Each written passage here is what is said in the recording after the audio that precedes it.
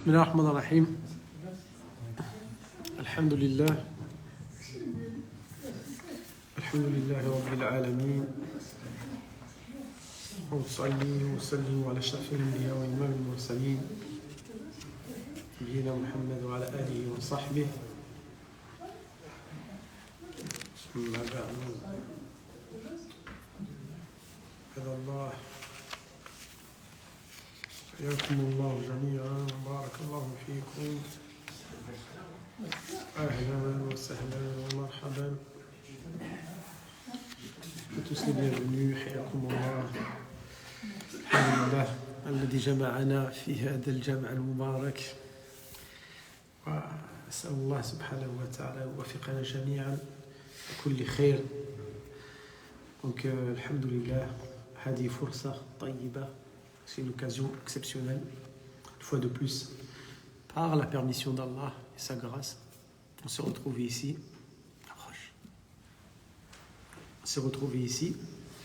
Et comme je viens de le dire il y a un instant, c'est une occasion exceptionnelle, d'accord, d'apprendre la religion, نتعلم الدين ونعمل بما تعلمناه, et on va mettre en application ce qu'on a appris. Chacun à sa vitesse, chacun sa capacité, chacun selon sa compréhension, mais c'est le but.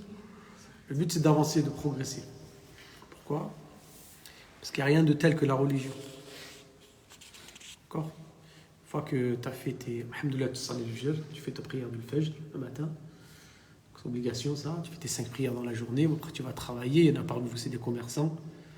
Ils vont faire tijara. Il y en a que c'est des artisans. Les étudiants sont encore étudiants. Une fois que tu as terminé ta journée de la vie d'ici-bas, tu as fait tes études ou bien ton travail, il faut venir à la mosquée.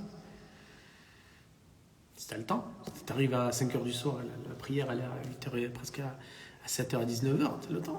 Venir, تسمع الدرس, تستفد. Vous avez compris ? Cette mosquée ou une autre mosquée, c'est pas le but. C'est pas l'objectif, c'est pas cette mosquée-là, n'importe quelle mosquée où il y a des activités religieuse, on peut apprendre la science, on peut... Ou celui-là qui ne peut pas aller à la mosquée, au moins chez lui, à travers des livres, à travers certains supports, là, des audios, il étudie un peu le soir. لأن العلم لا يعدله شيء قال الإمام أحمد. L'imam Ahmed, une fois, il fut interrogé sur la science, il a dit, la science, rien n'est égal à la science. Le savoir, la connaissance, rien n'est égal à ça. La prière, c'est mieux. Comment tu vas prier ? La prière, c'est plus important. D'accord. Comment tu veux pour prier ? Tu es obligé de connaître. Les moindres détails. La minutiosité dans la prière, c'est avec la science. Sinon, tu ne peux pas. Sinon, tu vas prier un peu à l'aveuglette ou bien chacun selon sa manière de prier. Si tu veux vraiment suivre le prophète, sallallahu alayhi wa sallam, là, bientôt, on va rentrer dans le mois de Ramadan. Hein ? C'est pareil, si tu veux vraiment jeûner comme il faut et tout ça, il faut connaître. Il faut apprendre la science. La science, la connaissance, c'est la chose la plus importante, nous dit l'imam Ahmed. C'est la chose qui a le plus de valeur. Connaître les choses. C'est vrai, l'argent c'est important, on aime tous l'argent. Un que de beau, un que de bouche. L'argent c'est important et on aime tous l'argent. Hein? Allah subhanahu wa tuhibbuna al-mal hubban jamma, et vous aimez l'argent de manière prononcée. Votre amour pour l'argent est très prononcé. C'est Allah qui l'a dit au Coran. Inna l'insana li rabbihi lakanud wa innahu li hubbil khayri la shadid. Hubbil khayri ni hubbil mal. Certes, l'être humain, c'est un renégat et il aime l'argent de manière prononcée. C'est vraiment quelque chose qu'il aime, l'argent. Et il est témoin de ça. Il est témoin de ça, l'être humain. Mais, en delà de ça, la science a encore plus de valeur. C'est incomparable l'argent avec la science. C'est incomparable. La science, elle va t'accompagner dans l'au-delà. La science, quand il y a les choses que tu as apprises, ça va t'accompagner dans l'au-delà. L'argent, quand tu vas mourir, tu vas le laisser à ta descendance ou avec ceux qui vont, avec tes héritiers, quoi. Tu vas laisser tout. La plupart des gens laissent presque toute la totalité de l'argent qu'ils ont gagné. Faut se dire la vérité en face, c'est ça. La plupart des gens, ils laissent la totalité de l'argent qu'ils ont mis toute une vie à amasser, ils le laissent derrière eux dans un compte en banque ou dans des maisons, des choses comme ça. Ils n'ont pas de tzeddak, ils ont de tzeddak, c'est-à-dire ils ont fait un peu des sadaqas, ils ont fait un peu le hajj, ils ont mangé, ils se sont habillés. Voilà. Tout le reste, c'est pour le warat, ça, le prophète, il a dit. Tout le reste, c'est pour les héritiers. Le prophète, il a dit ça. Tout le reste, c'est pour les héritiers. Par contre, la science, surtout la science religieuse, comme par exemple là, on est réunis pour ça. Pour ça, rien, c'est ça le but. C'est de connaître mieux la science religieuse. Et dans la science religieuse, et les 5 piliers d'islam, c'est encore plus important.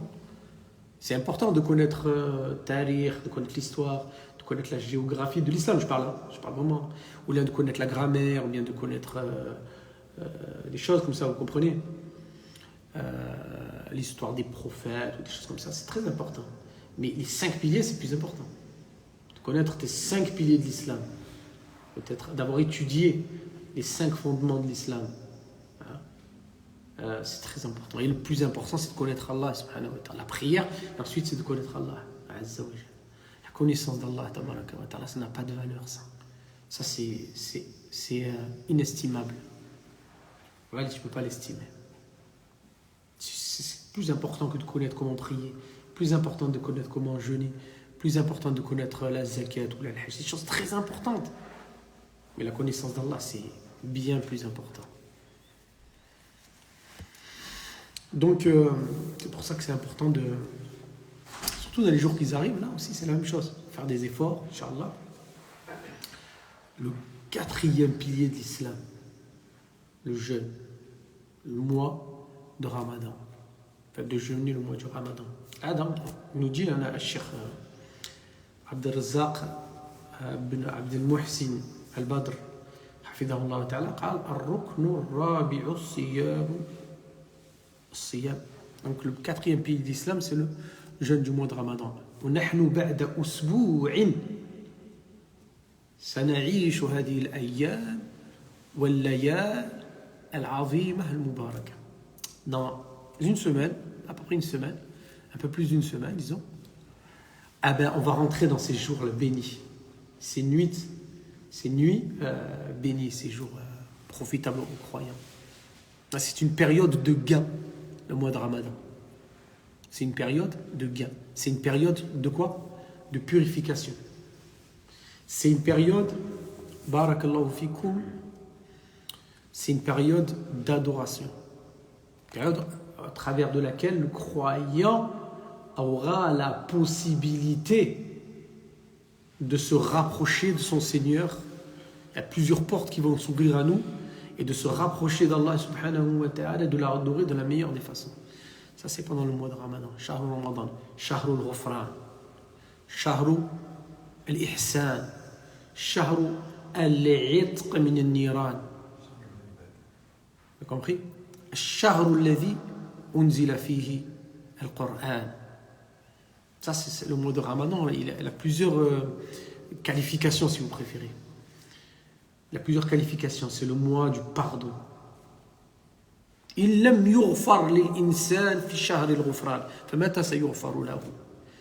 personne ne lui est pas pardonnée pendant le mois du pardon, alors quand? Il peut peut-être être pardonné dans l'année, mais il a laissé passer l'occasion la plus importante de l'année. C'est le mois du pardon. Shahrul Ihsan, c'est le mois de la bienfaisance. C'est là où le prophète sallallahu alayhi wa sallam, il était toujours bienfaisant. Et il a toujours été quelqu'un de bon, le prophète sallallahu alayhi wa sallam, mais pendant le mois de Ramadan encore plus. Ses épouses, il dit, pendant le mois de Ramadan, il était encore plus bon, il était encore plus généreux, il était encore plus noble que dans les autres mois de l'année. Shahrul Ihsan, Shahrul Sabr, c'est le mois de la patience. On ne va pas commencer à... Vous avez compris? Patienter pendant la prière, patienter pendant le tarawih, patienter pendant le jeûne. C'est-à-dire pas éviter les querelles, éviter l'animosité, éviter toutes les zizanies qu'il peut y avoir dans les familles ou bien. Hein. C'est le mois de la patience. C'est pour ça que si quelqu'un il est disputé avec son frère, sa soeur, avec quelqu'un de sa famille, son ami ou n'importe, c'est le moment avant de rentrer dans le mois de Ramadan. Allô, salam alaikum wa rahmatullah, qui d'ailleurs khoya aflan, ashhal hadi. وراك عارف راه قدوم رمضان Alhamdoulilah, Allah ismah alina wa alikoum, wa hna khot, au moins il a fait un geste. Hein? Au moins il a fait un geste. Allô, comment tu vas? Ah, ça fait longtemps que tu m'as pas appelé. On est shaitan. Et voilà. C'est pas avant le mois de Ramadan, pendant le mois de Ramadan, tout le temps. Mais c'est-à-dire, il faut bien comprendre que le mois de Ramadan, c'est comme un genre d'espèce de tremplin là, pour le croyant. C'est un peu comme un commerçant qui a un mois dans l'année où il va gagner encore plus d'argent. Comme il dit, on est en pleine saison. Et commerçant, là on est en pleine saison. C'est-à-dire si d'habitude il gagne, je sais pas moi, par mois il gagne tant, ben là cette saison-là, ben, ça se double. Ou là ce week-end-là, ça se double. Ou là, comme ça. Pourquoi? Parce qu'il y a plus de clients, il y a plus d'argent. Ça marche mieux. Ça marche mieux. En plus, sa marchandise, elle marche mieux à ce moment-là. Et ainsi de suite. Et le mois de Ramadan, c'est la même chose pour les hasanat. C'est la même chose. Et pour les hasanat. Ça va nous pardonner, ça va nous augmenter les hasanat. Et c'est la même chose pour les sayyi'at. Les shayatins sont attachés. Tout sauf fou. Maradatu shayatin, qala alayhi salatu wassalam. Les rebelles parmi les diables sont enchaînés. Ils sont enchaînés.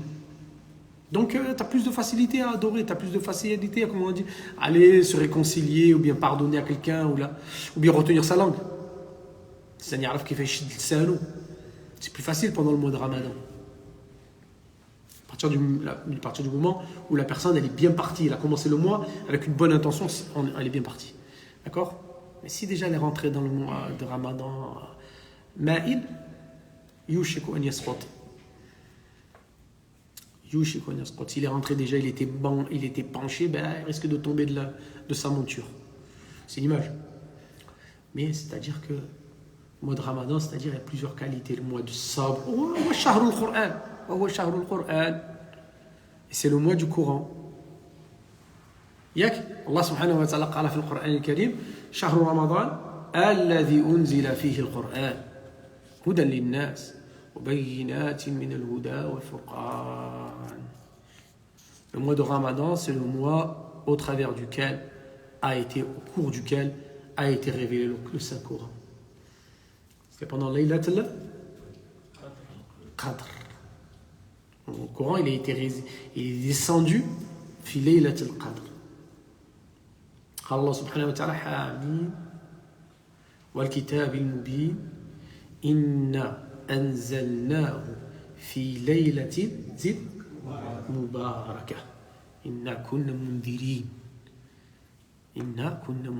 Certes, nous avons fait descendre ce livre béni, explicite, le Saint-Coran, dans une nuit bénite. C'est la nuit de Laylat al-Qadr, qui est dans les 10 dernières nuits du mois de Ramadan. C'est une nuit bénite. Khairun min alfi shahr. D'accord? Elle est mieux que 1000 mois. C'est dans cette nuit-là que le Coran a été révélé. Donc le Coran, si vous préférez, c'est un peu la chose, c'est-à-dire l'acte d'adoration, pas le plus important, mais c'est-à-dire ça doit être très présent dans la vie du musulman pendant le mois de Ramadan. بمعنى أننا نأخذ بمأدوبة القرآن نعيش مع مأدوبة القرآن القرآن كمأدوبة والمتصدق المتكرم هو الله سبحانه وتعالى. Le Coran, c'est comme, si vous préférez, c'est comme une table de festin. C'est comme une table de festin, c'est une image. C'est comme une table de festin, d'accord? Et c'est Allah Ta'ala qui nous a donné cette table-là. Alors là, vous voyez ce que je veux dire dans une table. Pourquoi une table de festin est différente d'une autre table? C'est parce qu'il y a tout. Il y a du poisson, il y a du friture, il y a des choses, des légumes, il y a tout ce que tu veux. Et c'est un festin. Tout ce que tu cherches. Pas une chose qui est mauvaise, sinon ça c'est pas un festin. Si c'est quelque chose qui est pas bon dans la table, c'est pas une table de festin, c'est pas bon ça. Tu vas tout rejeter, tu vas tout refuser. Tu vas dire oui, mais ils ont mis à manger, mais là au milieu ils ont mis, je sais pas moi, du hallouf. Ils ont mis du cochon en plein milieu. Non. C'est bon. Je veux pas ça. D'accord? Mais là non, une table de festin, il y a tout dedans. Il y a le djaj, le ham, le khudar, le mashroubat, le masaïl, le shay, tout ce que tu veux, parce que c'est un festin. Eh ben, le Coran, c'est ça. Tout le bien que tu cherches, tu le trouveras où? Ben, tu le trouveras dans le Saint-Coran. C'est pour ça que dans ce mois-là, c'est le mois du Coran, il faut le lire, il faut le prendre, il faut l'apprendre, essayer d'apprendre. D'accord? نعمل بأخلاقه. On va appliquer les politesses du Coran. Et on va essayer de connaître les sagesses qu'il y a dans le Coran, les lois qu'il y a dans le Coran, et d'essayer de mettre ça en application. C'est très très important. Le prophète sallallahu alayhi wa sallam yaqul Ataakum shahru Ramadan shahrun mubarak kataba Allahu alaykum siyamah. Certes, vous est venu le mois de Ramadan. Et le prophète sallallahu alayhi wa sallam, il a dit ce hadith à l'arrivée du mois de Ramadan. Quand le Ramadan est arrivé, le prophète sallallahu alayhi wa sallam, il disait ça aux compagnons. Il dit voilà. Ha antum adraktum shahr Ramadan. Et voilà que le mois de Ramadan, une fois de plus, il se présente à vous. Vous avez compris? À l'occasion, à ne pas rater. Ataakum shahr Ramadan, shahrun mubarak, kataballahu alaykum siyam. Certes, c'est un mois béni, ce mois du Ramadan, et Allah vous a prescrit, vous a ordonné, vous a commandé, et vous a légiféré de faire quoi? De jeûner ce mois, les journées de ce mois, de l'aube jusqu'au coucher du soleil. كتب الله عليكم صيام ترى لماذا فرض الله علينا صيام نهار شهر رمضان. Mais tiens donc, pourquoi Allah subhanahu wa ta'ala il nous a ordonné de jeûner ce mois? Il y a une sagesse, c'est pour l'adorer, c'est pour lui obéir. D'accord? C'est pour lui obéir. N'importe quelle chose qu'Allah subhanahu wa ta'ala il nous a ordonné ou nous a interdit dans le Coran, on la connaît, la sagesse en vrai. Il y a une sagesse qui est ultime et qui est au-dessus de toutes les sagesses. C'est quoi? C'est l'adoration d'Allah. Vous avez compris? Si quelqu'un vient et vous dit pourquoi les musulmans vous faites 7 tours autour de la Kaaba? Pourquoi vous ne faites pas 8?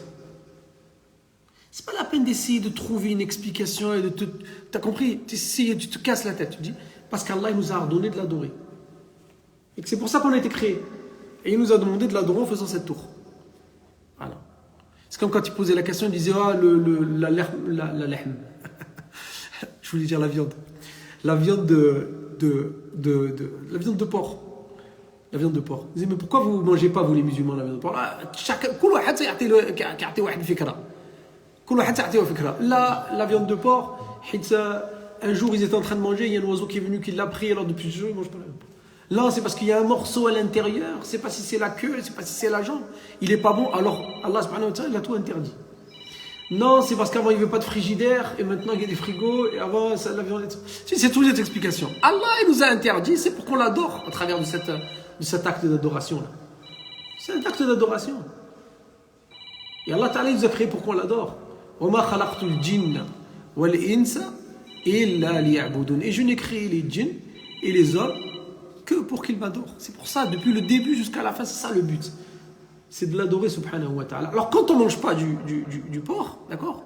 Nous autres les musulmans, lillahi alhamd wal minna, quand on ne mange pas cette viande-là impure, on le fait par adoration par Allah. Même si on ne connaît pas vraiment s'il y a une maladie ou quoi que ce soit, mais on la connaît la sagesse, c'est d'adorer Allah. On est pour ça qu'on a été créé. Et le jeûne c'est la même chose, on le fait ta'abbudan lillahi subhanahu wa ta'ala. Dans le but d'adorer Allah subhanahu wa ta'ala. Il est notre maître, azza wa jal, et notre Seigneur. C'est lui qui nous ordonne de faire telle ou telle chose, il nous interdit. Et nous, on a d'autres choix que de lui obéir, subhanahu wa ta'ala. Mais aussi, il nous a montré la sagesse aussi. Allah subhanahu wa ta'ala il nous a montré dans le Coran une sagesse qu'il y a dans le fait de jeûner le mois de Ramadan. Quand il dit subhanahu wa ta'ala, في سورة البقرة, يا أيها الذين آمنوا يا أيها الذين آمنوا كتب عليكم الصيام كما كتب على الذين من قبلكم لعلكم تتقون. Ô vous qui portez la foi, le jeûne vous a été prescrit comme il a été prescrit aux gens qui vous ont devancé, c'est-à-dire les communautés d'avant. لعلكم تتقون. فالحكمة من تشريع الصيام تحقيق كلمة التقوى. تحقيق كلمة التقوى. Ça, c'est le but, en dehors du fait qu'on adore Allah, c'est qu'on va devenir plus pieux. Vous avez compris? C'est qu'on va devenir plus pieux. C'est pour ça que celui qui rentre dans le mois de Ramadan et qu'il a un niveau de religion qui est là, par exemple, D'accord? Et qu'en sortant du ramadan, il est là, la sagesse, elle a été respectée. Même s'il a augmenté d'1 degré. Ça a été. Et celui qui est resté pareil, celui qui est resté pareil, pas sûr qu'il ait bien compris le jeûne, ça sert à quoi? D'accord? Et celui qui est redescendu, celui que quand tu sors du mois de Ramadan, il est pire que quand il est rentré, ça c'est la catastrophe. Ça c'est la catastrophe. Il nous dit Sheikhana, الصيام تحقيق لكلمة التقوى وتخليص للنفس من رعوناتها وتتبعها لملذاتها وشهواتها. Ça va nous permettre de nous retenir et de nous contrôler pendant le mois de Ramadan. Les passions, les désirs. Et vous savez que notre âme, elle nous pousse à la désobéissance. Nous tous, il n'y a pas un qui est mieux que l'autre, ou on est tous pareils, on est tous des serviteurs d'Allah, on est tous faibles. Hein? C'est sûr qu'il y en a qui sont peut-être plus proches d'Allah que d'autres, mais on ne sait pas c'est qui. D'accord? Et on a tous besoin de se remettre en question. Personne qui va venir, il va dire « Moi, je suis un bon. » C'est fait. Il ne va pas le dire ça. Il y a Kaïcham. Il ne va pas le dire ça. وَلَا تُزَكُّوا أَنفُسَكُمْ هُوَ أَعْلَمُ بِمَنِ اتَّقَى. Ne vous élevez pas vous-même, Allah il a dit dans le Coran, Surat An-Najm. Ne vous élevez pas vous-même, ne vous purifiez pas vous-même par vous-même. C'est lui qui sait qui d'entre vous est le plus pieux. Allah Ta'ala, c'est lui qui sait qui d'entre vous est le plus pieux. Donc on a tous besoin de se remettre en question et c'est le mois là de se remettre en question.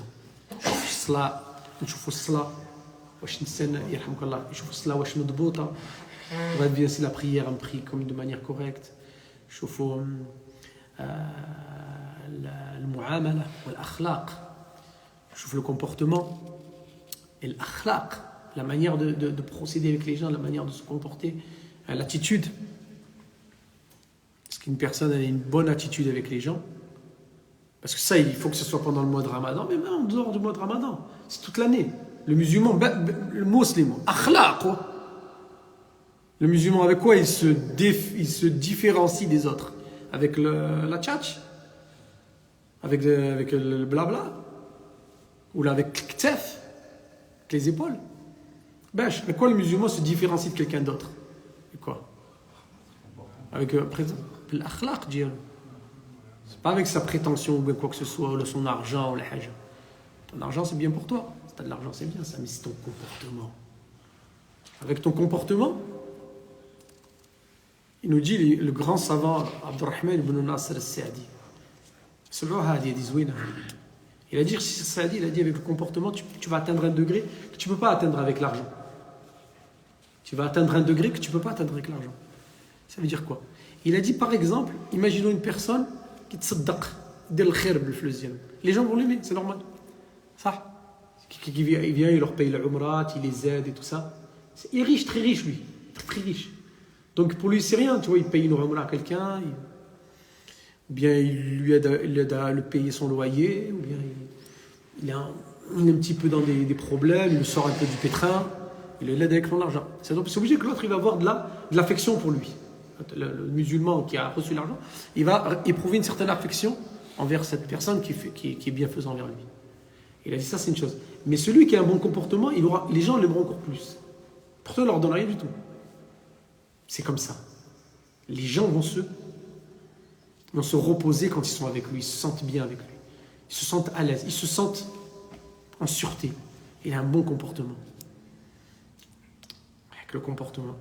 فلهذا قال النبي صلى الله عليه وعلى آله وسلم من لم يدع قول الزور والعمل به والجهل فليس لله حاجة في أن يدع طعامه وشرابه فليس لله حاجة في أن يدع طعامه وشرابه. Celui qui ne délaisse pas les paroles mensongères, qu'Allah nous en protège, et les actions, le fait de faire les paroles mensongères. Et il ne délaisse pas le comportement insolent. Il a un comportement, il est insolent. Il a un comportement, il est outrancier. Il ne délaisse pas ce comportement outrancier. Et il ne délaisse pas le comportement d'ignorant. Allah subhanahu wa ta'ala, il n'a pas besoin de lui qu'il délaisse sa nourriture et qu'il délaisse sa boisson pour Allah. Il n'a pas besoin. Parce que comme on avait dit la semaine dernière, le fait de délaisser les boissons, la nourriture, c'est un moyen d'atteindre le but. Le but, c'est la taqwa. Donc, tu t'es accroché au moyen, mais tu n'as pas atteint le but. Voilà. Tu t'es accroché au moyen. Non, je ne mangerai pas, je ne boirai pas. D'accord, c'est vrai, c'est ça qu'il faut faire. Mais ça, c'est le moyen d'atteindre un but. La'allakum tattaqun. Pour que vous puissiez atteindre la piété. Au travers de quoi? Au travers de ce que vous vous privez pendant la journée. Vous avez vos femmes et vous n'allez pas vers vos femmes. Vous avez soif dans les jours d'été, quand le ramadan il tombe au mois d'août ou au mois de juillet. Vous connaissez ça. Il fait après la asar, tu as soif. Surtout quand tu travailles, que tu es sur les chantiers et tout ça. Après la asar, tu as soif. Des fois, tu as envie de t'écrouler tellement tu as soif. Mais tu te retiens. Et pareil pour la nourriture, pareil pour ces choses-là. Et ça, c'est des moyens de pouvoir atteindre la piété. Donc celui qui a un mauvais comportement pendant le mois de Ramadan, qui n'arrive pas à se retenir, d'autant que, barakallahu fikum, les savants, ils ont dit que pendant vous savez que le prophète sallallahu alayhi wa sallam, il a dit Inna ash-shaytana yajri min ibni Adam majra ad-dam. Inna ash-shaytana yajri min ibni Adam majra ad-dam. Ça, c'est un hadith authentique rapporté par le Bukhari Muslim selon Safiya radiyallahu anha, la femme du prophète. Bon, l'histoire elle est longue, c'est un long hadith, mais en tout cas, dans le hadith, le prophète sallallahu alayhi wa sallam, il a dit cette phrase. Il a dit, certes, le diable court dans l'être humain au travers de ses vaisseaux sanguins. De partout où il y a une veine, le shaitan arrive à rentrer. Il court, il parcourt l'être humain, si vous préférez. Le corps de l'être humain au travers des vaisseaux sanguins, au travers des veines et des vaisseaux sanguins. Donc, barakallahu fikum.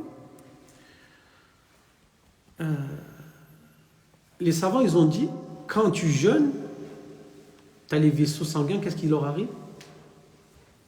Est-ce que vous avez une idée? Exactement. C'est toi? Les veines, ils rétrécissent. Tu as les veines qui rétrécissent, toutes les veines du corps. Eh oui. Il n'y a plus d'eau dedans. Vous comprenez? Il n'y a plus d'eau à l'intérieur, il n'y a plus d'eau, vous avez compris, il y a de l'eau encore, mais c'est-à-dire il diminue, tu ne bois plus. C'est pour ça que quand on boit le maghrib, au moment du coucher du soleil, vous avez vu, quand tu manges 2 tsmar et que tu bois, tu sens que ça touche, ce verre d'eau, là, ces 2 verres d'eau que tu as vu, ça a parcouru tout ton corps. C'est vrai, c'est vrai. Hein? Le prophète sallallahu alayhi wa sallam nous a appris l'invocation au moment de rompre le jeûne, il nous dit ذهب الظمأ وابتلت العروق. العروق كلها ذهب الظمأ وابتلت العروق وثبت الأجر إن شاء الله. C'est-à-dire la soif s'en est allée et les veines se sont emplies. S'emplies d'humidité, d'eau, de liquide. Toutes les veines. وثبت الأجر إن شاء الله. Et la récompense, elle est acquise. Inch'Allah, si Allah il accepte. Donc, les veines, ils sont de plus petites. Et le shaitan, qu'est-ce qu'il a? Il a du mal à parcourir. Il a du mal à wis-wis. Déjà, ça a la chose. En plus, vous savez qu'ils sont, ils ont quoi, les diables rebelles, ils sont comment? Ils sont attachés. Pour ça, pendant le ramadan, c'est plus facile. Tu as l'impression que tu as des ailes qui poussent d'un coup. Tu as envie de faire des rak'at.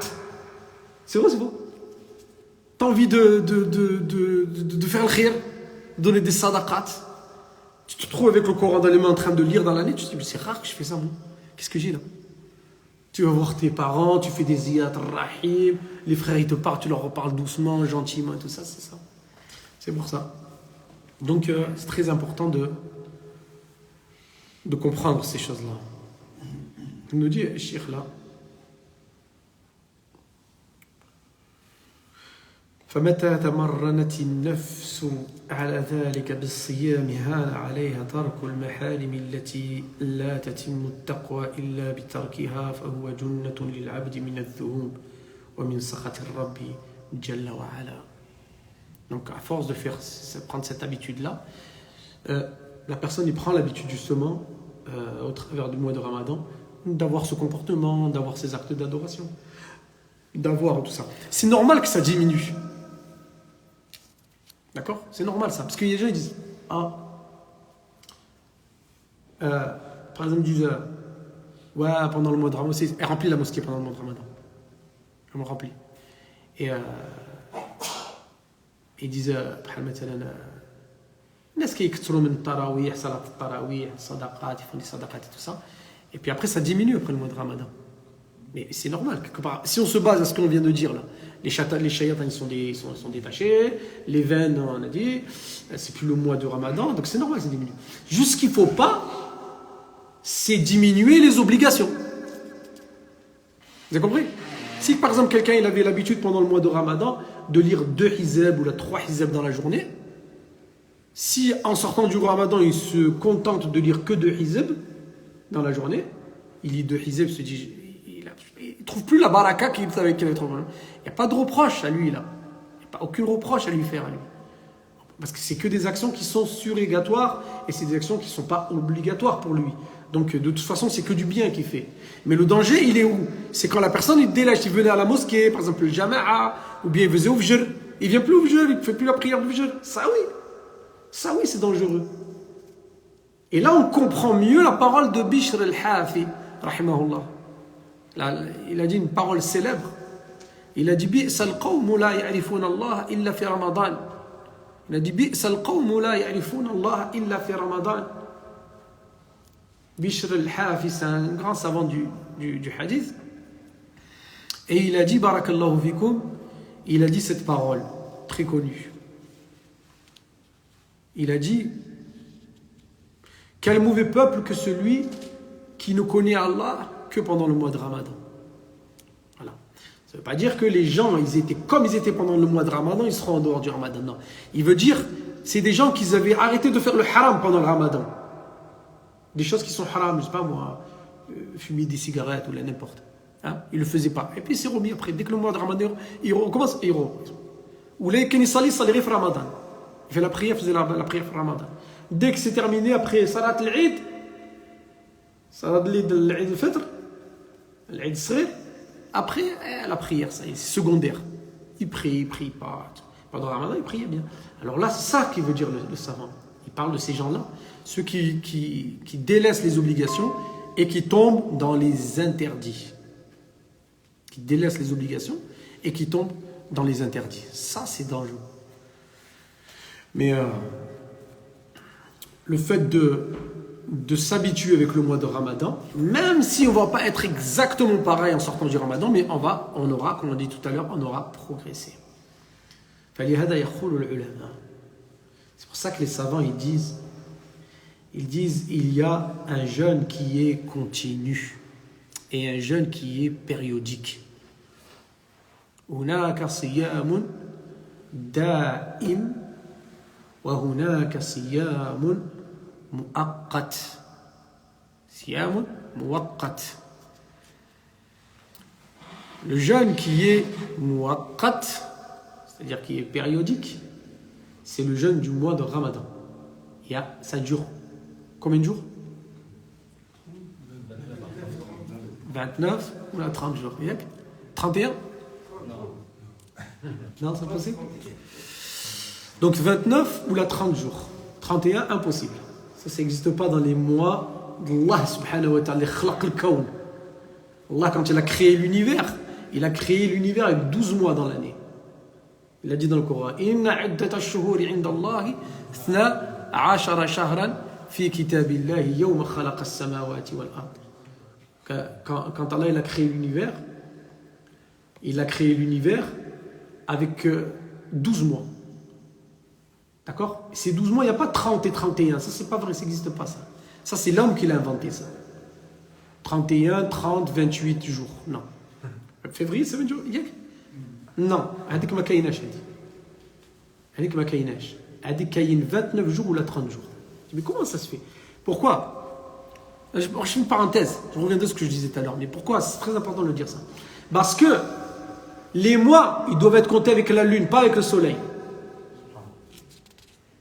Romain compte les mois avec le soleil. Là, le soleil, c'est pour compter la journée. Ça, c'est le Dohor, ça, c'est l'Asar, ça, c'est le Maghreb, ça, c'est l'Isha, ça, c'est le Fajr. Ça sert à ça, le soleil. Compter les moments de la journée. D'accord? Oui, ça, oui. Et la lune, ça ne sert pas à compter la journée.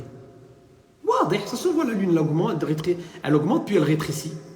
Ça sert à compter le mois. Et astronomiquement parlant, il y en a qui a 29 jours ou là il y a 30 jours. C'est comme ça, le mois lunaire c'est comme ça. Donc c'est ça le véritable mois, comment il doit être compté. Donc ça dure 30 jours ou bien 29 jours. D'accord? Pendant cette période-là, on va jeûner un jeûne qui est périodique. On va se retenir. Et le jeûne qui est continu, c'est le prolongement de ce jeûne. Ça va se prolonger tout au long de l'année. Alors ils nous disent Cheikh Abd Razzaq, Hafidahullah, il te dit Al-Aynan lahuma siyam. Al-Aynan lahuma siyam. Les yeux, ils ont un jeûne. Wa siyamuhuma da'im. Wa huwa hadha as-siyam yani kaffuhuma 'an an-nazar al-muharram. Donc ce jeûne de ces yeux-là, les yeux ils jeûnent aussi. On ne jeûne pas qu'avec la bouche, avec l'estomac, et avec nos parties, tout ça, mais bien aussi avec les yeux. C'est-à-dire de ne pas regarder les choses qui sont interdites et d'apprendre à baisser le regard. La langue, pareil. Si les yeux, c'est grave de ne pas jeûner avec les yeux, la langue, c'est encore pire. C'est vrai. C'est grave de désobéir à Allah avec les yeux, mais avec la langue, c'est encore pire. Le prophète sallallahu alayhi wa alayhi wa sallam يقول يعني قال لمعاذ قال ألا أدلك على ملاك ذلك كله على ملاك الإسلام كله ملاك شعب الإسلام كلها. Le prophète il s'adresse à Mu'adh bin Jabal radiyallahu anhu et il lui apprend certains préceptes de l'islam. Et il lui dit à la fin du hadith, il lui dit, mais est-ce que je te dirai la chose avec laquelle tu vas consolider toute ta religion? Ça va permettre de... Ta religion, c'est un édifice qui est fait de briques ou bien d'agglos, de pierres. Mais il faut une chose qui consolide, qui tient les éléments les uns vis-à-vis des autres. Hein? Tu ne peux pas poser que comme ça. Il faut quelque chose qui tient, ça sera encore mieux, ça sera plus solide. Il a dit, il a attrapé sa langue, le prophète, comme ça. Il a dit, Kuffa alayka hada. Et si tu veux que toute ta religion soit consolidée et elle soit structurée, alors il a dit, il a attrapé sa langue, il a dit, retiens ta langue. Kuffa alayka hada, ça veut dire, retiens ta langue. Apprends à maîtriser ta langue, ton langage, tes propos, ce qui sort de ta bouche. فقال معاذ رضي الله عنه قال يا نبي الله وإنا لمؤاخذون بما نتكلم به. Mu'adh lui dit, quand il entend ce hadith du prophète, il lui dit, mais ô prophète d'Allah, mais certes, allons-nous être jugés sur tout ce que l'on dit? C'est compris? Parce que la langue, c'est un petit membre, c'est un des plus petits membres du corps. Lakin jurmuhu azim. Mais sa criminalité, elle est grande. Et on ne fait pas attention quand on parle. Des fois, on parle, c'est tout. Il a dit, est-ce que tout ce qu'on va dire avec notre langue, on va devoir en rendre compte?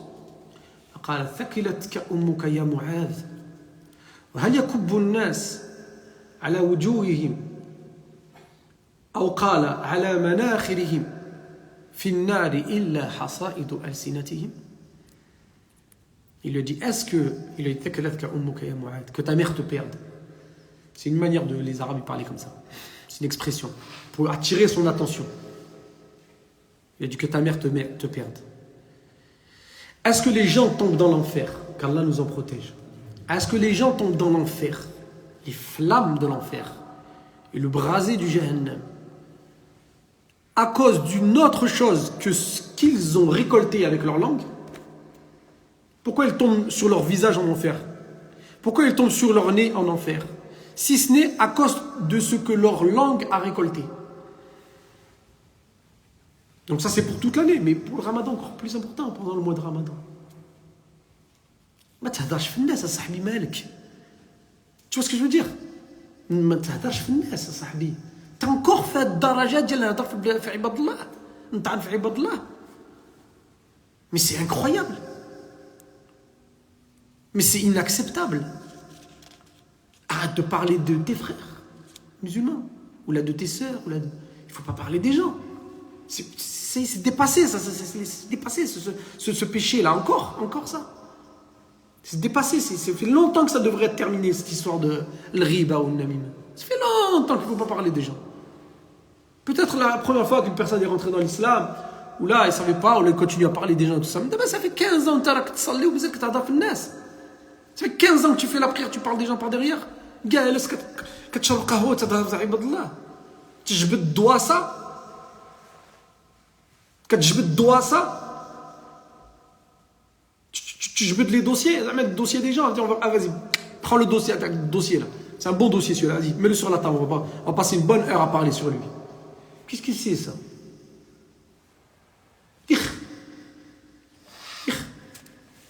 Et en plus, le Ramadan, après l'Asr, dès qu'il reste 2-3 heures qu'ils n'en peuvent plus, c'est là qu'ils se motivent avec le riba ou le namima. Eh non, mais non, bien sûr que non. اللسان له الصيام والصيام هو الدائم وهو الكف عن الكلام في الناس وعن الكلام فيما لا يرضي الله. Donc la langue aussi elle jeûne, c'est la même chose. Et son jeûne c'est quoi? C'est de se retenir de dire des choses qui déplaisent à Allah, comme par exemple de parler des gens. Parler des gens par derrière. Si vraiment tu as quelque chose à dire, tu lui dis en face. Tu comprends ce que je veux dire? Si vraiment tu as quelque chose à dire, vraiment, tu peux te dire ماشي تقولها له طق طق طق ولا الو ولا تمشي عنده يا اخي عرفت من الهضره je le dis en face parce que عادي. Donc il nous dit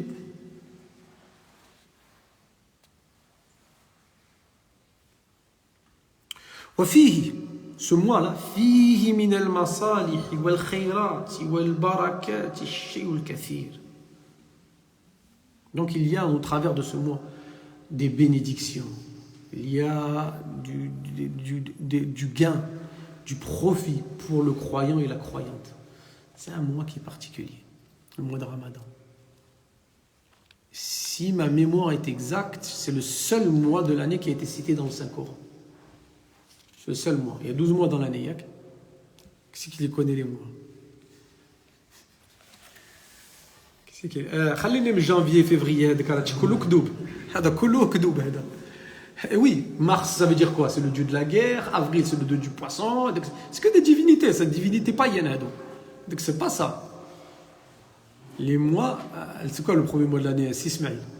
Muharram, le deuxième. Non, le deuxième.